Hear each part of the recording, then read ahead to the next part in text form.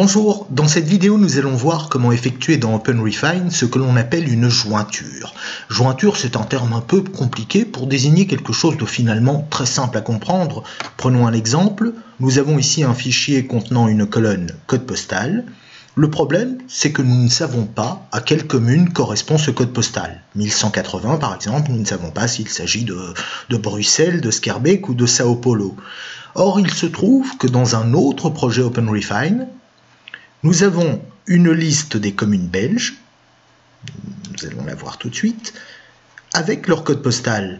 Ce que nous aimerions faire, tout simplement, c'est matcher, pour utiliser un mauvais français, la colonne code postal que nous avons ici avec la colonne CP qui est là et qui désigne aussi des codes postaux, en récupérant dans chaque cas le nom de la commune correspondante.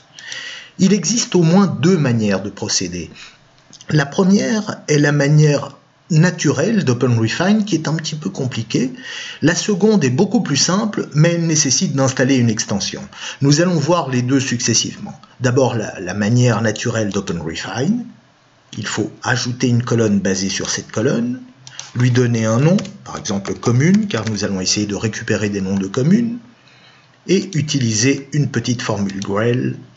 Grell, pour rappel, c'est donc le langage de script d'OpenRefine, c'est l'équivalent des formules dans Excel. Cette formule n'est pas la plus simple, il ne faut pas la retenir. Il faut juste l'utiliser une fois, la stocker dans ses favoris, et ensuite modifier uniquement les paramètres. Quels sont les paramètres? Le nom du projet extérieur, commune belge, qui est là, le nom de la colonne avec laquelle nous voulons opérer la jointure, la colonne CP, et le nom ici de la colonne que nous voulons récupérer, commune, qui correspond à ceci. On voit ici dans la prévisualisation que le résultat semble plus ou moins correct. On clique sur OK et nous avons, dans la plupart des cas, récupéré le nom de la commune correspondant à ce code postal. Il faut avouer que c'est un peu rébarbatif, ne serait-ce que de retenir les paramètres de cette formule Grell. Ce que nous aimerions, c'est quelque chose d'un peu plus visuel, à la manière de Google Fusion Table, pour ceux qui connaissent. Par exemple, on sait que dans Google Fusion Table, on peut effectuer la même opération en cliquant sur Merge, et par exemple, prenons cette table, voilà, on peut réconcilier des informations issues de deux tables de manière tout à fait visuelle. Il est possible de faire la même chose dans OpenRefine, à condition de télécharger cette petite extension qui a été mise au point par l'Institut flamand de biotechnologie, VBITS. Il faut, comme d'habitude, télécharger l'extension qui est généralement dans un format zippé, l'enregistrer par exemple sur le bureau, la décompresser, c'est correct. Et comme pour toute extension dans OpenRefine, il faut la déplacer dans le dossier qui contient OpenRefine, Web App, extension. On colle le nouveau dossier, on redémarre OpenRefine et l'extension est installée. Dans ce cas-ci, ce ne sera pas nécessaire de redémarrer vu qu'il s'agit d'une autre version d'OpenRefine dans laquelle j'ai collé le dossier. L'extension est ici, mais elle ajoute également de nouvelles fonctionnalités dans le menu contextuel.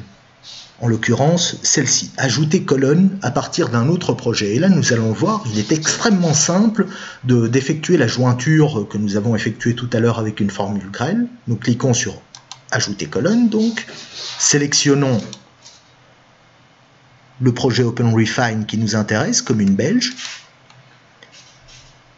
Il faut indiquer la colonne qui servira à opérer la jointure, donc la colonne commune entre les deux projets, en l'occurrence CP. Ici, on désélectionne et on ne sélectionne que commune, car nous ne voulons récupérer que le nom de la commune. On clique sur OK et nous avons effectué exactement, nous avons le même résultat que tout à l'heure, sans avoir dû mettre les mains dans du code ennuyeux. Le problème, c'est que cette fonctionnalité ne marche que si les deux colonnes sont strictement identiques. Dans une prochaine vidéo, nous verrons comment il est possible d'opérer ce que l'on appelle un fuzzy matching, c'est-à-dire une jointure sur base d'informations similaires mais pas tout à fait identiques.